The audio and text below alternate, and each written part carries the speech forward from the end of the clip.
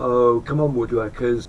It's the 21st century. We send rockets to Mars and we can cut wood with laser beams.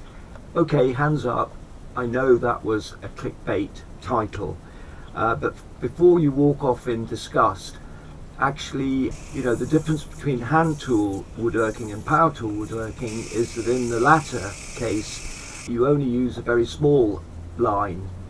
And this wood sculpture that I'm showing here, I made at the innocent age of 17, my representation of the female form.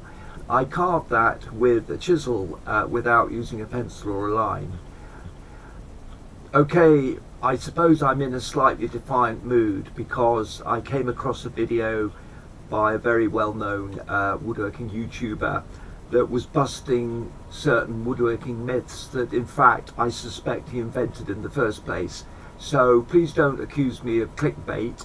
You guys wouldn't watch these videos unless it had some kind of attention-grabbing title.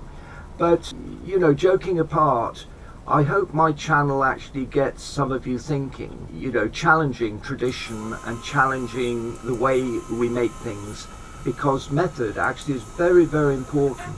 So yes, this is an advert promoting my own channel.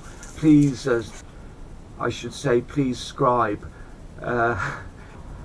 Oh yeah, I forgot to say that I would love to sign off with that wonderful Johnny Cash song, Walking to the Line, or Walking a Line, but I'd run across copyright issues. So I'm going to sign off with a bit of my own guitar music. Where's my guitar?